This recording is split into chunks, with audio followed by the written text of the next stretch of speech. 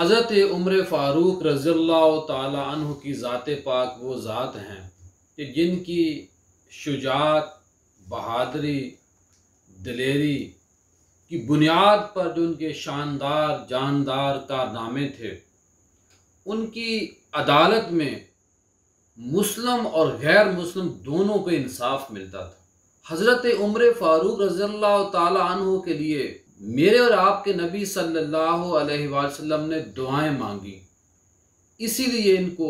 مراد رسول کہا جاتا ہے۔ حضرت عمر فاروق رضی اللہ تعالی عنہ کی جو تلوار پاک تھی، میں تلوار پاک کہہ رہا ہوں، تلوار مقدس کہہ رہا ہوں، اس تلوار سے ہمیشہ وہ لوگ واصل جہنم ہوئے جنہوں نے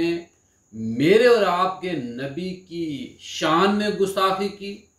میرے اور آپ کے نبی کی کوئی توہین کی،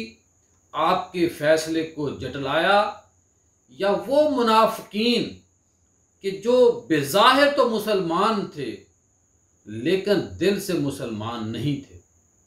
حضرت عمر فاروق رضی اللہ تعالیٰ عنہ کے ایسے شاندار کارنامے ہیں۔ ناروے میں بے روزگاروں کو روزگار الاؤنس دیا جاتا ہے، وہاں کا جو پولیس کا نظام ہے، جو وہاں ہاسپٹل کا نظام ہے، جو تعلیم کا نظام ہے، وہاں پہ جتنے بھی کام ہیں ان کاموں کو کرنے کے بعد ناروے نے یہ سوچا کہ اب اس کام کو جہاں سے ہم نے لیا ہے وہی نام اس کا رکھ دیا جائے۔ ناروے نے یہ ساری جو تعلیمات تھیں، جو چیزیں حاصل کی، وہ عمر فاروق رضی اللہ تعالی عنہ کے اس مقدس دور سے اور ان کی سیرت سے لی تھیں۔ اس لیے مسلمانوں، یہ ہمارے لیے لمحہ فکریہ ہے کہ ناروے نے جو قانون وہاں بنایا ہوا اس کو عمر لا کہا جاتا ہے۔ یہ شاید کچھ لوگوں کے لیے نئی بات ہو، لیکن ناروے جیسے ملک نے جب اپنی سوسائٹی کو بنیادی سہولیات دینے کے لیے فیصلہ کیا، تعلیمات سے اخذ کر لیا، تو اس کے بعد اس سارے ضابطہ اخلاق کو عمر لا کا نام دیا۔ عمر فاروق رضی اللہ تعالیٰ عنہ کی ذات پاک نے کفار کو ہمیشہ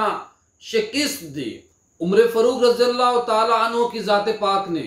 اپنے مختصر دور حکومت میں عراق کو فتح کیا، مصر کو فتح کیا، لیبیا، شام کو فتح کیا، ایران کو فتح کیا، خراسان کو فتح کیا۔ ان تمام ممالک کا جو ٹوٹل رقبہ ہے وہ رقبہ بنتا ہے 22,51,030